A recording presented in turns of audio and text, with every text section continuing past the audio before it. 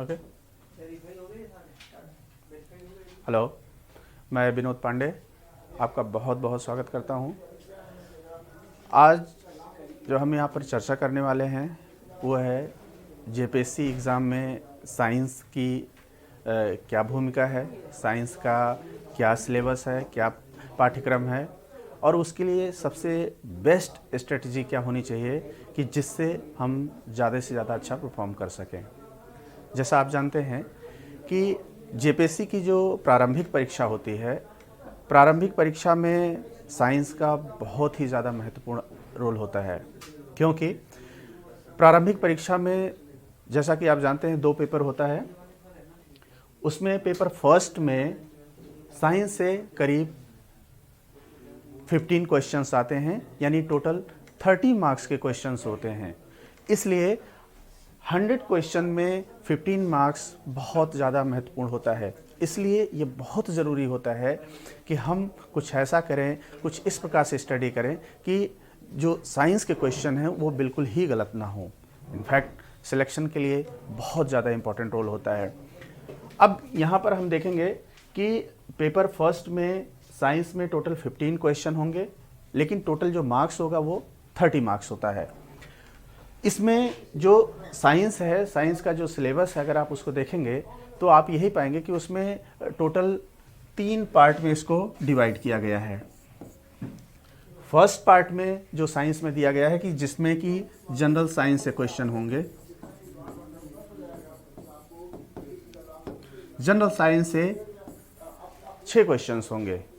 General science कहने का मतलब है कि फिजिक्स केमिस्ट्री, बायो, उन सबको मिला करके जो जनरल क्वेश्चन हैं वो टोटल होंगे 6 क्वेश्चन। 6 क्वेश्चन यानी 12 मार्क्स का आएगा जनरल साइंस का क्वेश्चन। इसका जो सेकेंड पार्ट है, सेकेंड पार्ट का जो क्वेश्चन है वो होगा एग्रीकल्चर से रिलेटेड, यानी एग्रीकल्चर टेक्नोलॉजी डेवलपमेंट।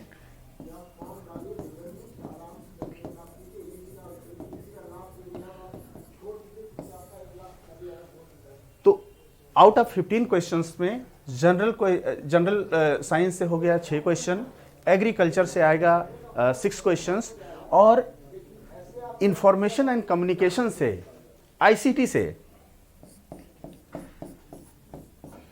इसमें आएगा 3 क्वेश्चंस, यानी टोटल 15 क्वेश्चन, 30 मार्क्स। ये साइंस का कंट्रीब्यूशन है प्री एग्जाम के लिए, ये ध्यान रखना होगा। इसलिए हमें साइंस की बहुत अच्छे से स्टडी करनी है कि जिससे कि आपके 15 क्वेश्चंस में ज़्यादा से ज़्यादा क्वेश्चन हो सके और आपकी सिलेक्शन होने की पॉसिबिलिटी बढ़ सके।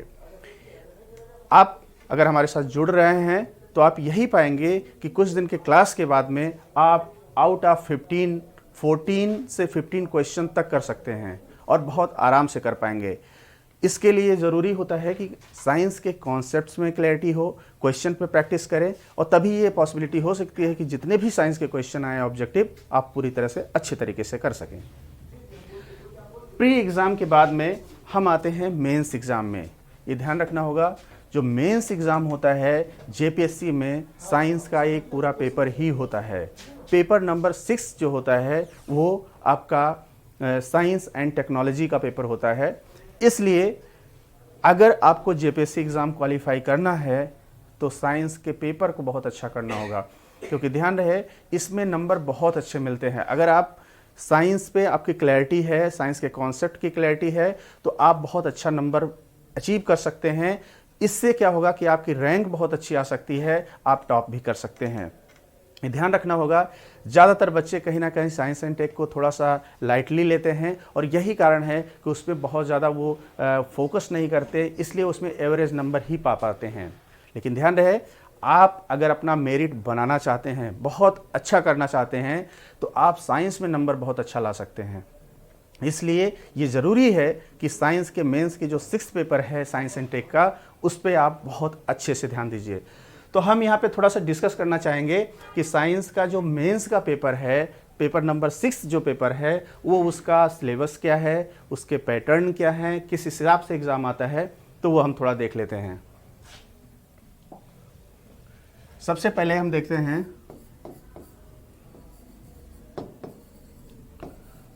मेंस एग्जाम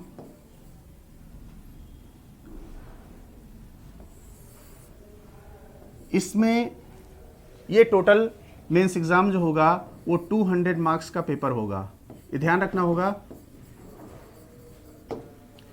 200 मार्क्स का पूरा पेपर है। मेंस एग्जाम जैसा आप जानते हैं 2 पार्ट में डिवाइड होता है।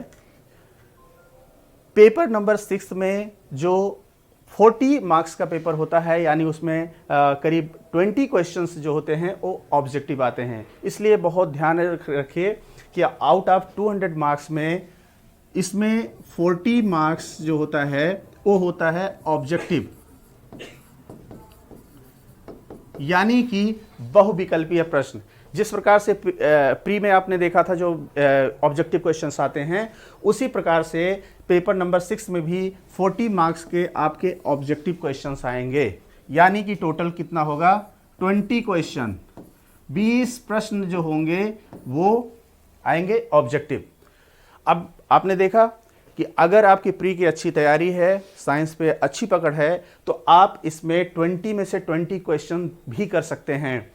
अगर आप 20 प्रश्न यहाँ पर कर ले रहे हैं तो आप ये देखेंगे कि आपके 40 मार्क्स क्लियर हो गए। ऑब्जेक्टिव क्वेश्चन की सबसे बड़ी अच्छाई ये है कि आपके इस पे नंबर बिल्कुल नहीं कटते, मिलते हैं तो पूरे मिलते हैं। डिस्क्रिप्टिव पेपर में ये ऐसा हो सकता है कि आपने जो अटेम्प्ट किया उतने नंबर आपको ना मिले, लेकिन ऑब्जेक्टिव क्वेश्चंस में क्या खासियत होती है, अगर आपका सही है तो पूरे के पूरे नंबर मिलते हैं। इसलिए अगर आप बहुत अच्छा नंबर पाना चाहते हैं तो आप कोशिश करिए कि आप मेंस के जितने भी ऑब्जेक्टिव क्वेश्चंस आए, चाहे जिस पेपर में, वो पूरा करने की कोशिश करिए, बहुत अच्छे से करिए। अगर आप मेरे साथ साइंस में जुड़ते हैं तो आप यही पाएंगे कि क्लास के बाद कोई भी ऐसा क्वेश्चन नहीं है जो आप ना कर सकें। ये ध्यान रखना होगा।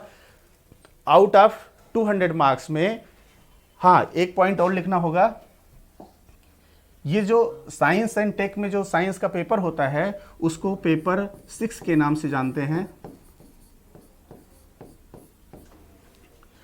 40 मार्क्स का ऑब्जेक्टिव हो गया। टोटल जो मेंस का पार्ट है उसके 5 सेक्शन होते हैं, इस चीज को ध्यान में रखिएगा। टोटल ये 5 सेक्शन में डिवाइड होता है। जो फर्स्ट सेक्शन होता है वो होता है फिजिकल साइंस से रिलेटेड होता है।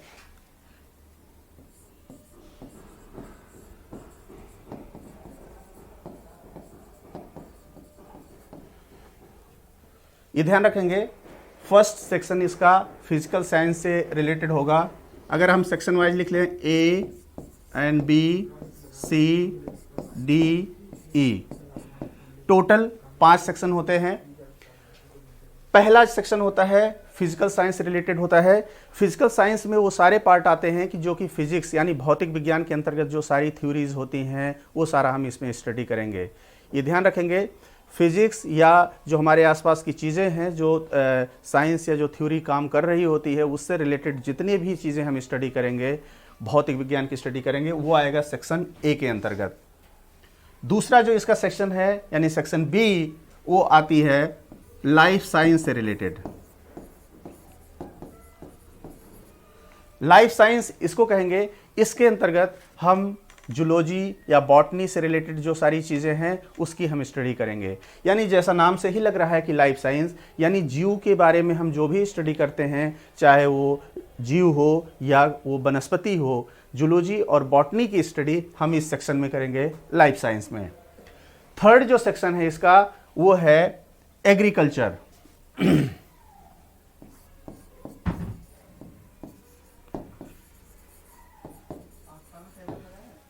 थर्ड सेक्शन है इसका एग्रीकल्चर साइंस। एग्रीकल्चर से रिलेटेड इसमें जो भी मेथडोलॉजी हैं, सॉइल की क्या है, रेन का क्या पैटर्न है, उन सारी चीज़ों की स्टडी हम एग्रीकल्चर से जितने भी फैक्टर हैं उनकी स्टडी इस सेक्शन में करेंगे, तीसरे सेक्शन में।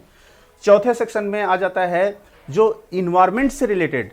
ये ध्यान रखना होगा, करंट में इन्वायरमेंट का बहुत इंपॉर्टेंट रोल हो गया है, इसलिए बहुत ज़रूरी होता है कि हमें पर्यावरण से रिलेटेड अच्छी समझ हो। इसीलिए साइंस में, साइंस एंड टेक में इन्वायरमेंट साइंस का बहुत महत्वपूर्ण स्थान दिया गया है और इसीलिए आपके सिलेबस में है।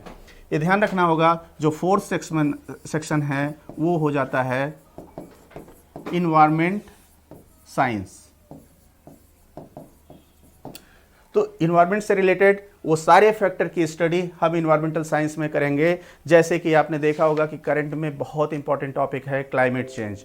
क्लाइमेट चेंज क्या होता है, क्लाइमेट चेंज कैसे होता है, उससे रिलेटेड बहुत सारे और टॉपिक, जैसे ग्लोबल वार्मिंग आपने नाम सुना होगा, ओजोन डिप्लेशन लेयर क्या होता है, और बहुत सारी चीज़ें हम इस सेक्शन के अंतर्गत स्टडी करेंगे।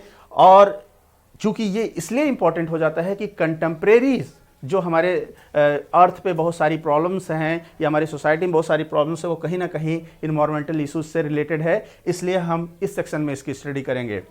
फोर्थ जो हो जाता है वो होता है साइंस एंड टेक्नोलॉजी, यानी फिफ्थ सेगमेंट हो जाता है साइंस एंड टेक्नोलॉजी डेवलपमेंट।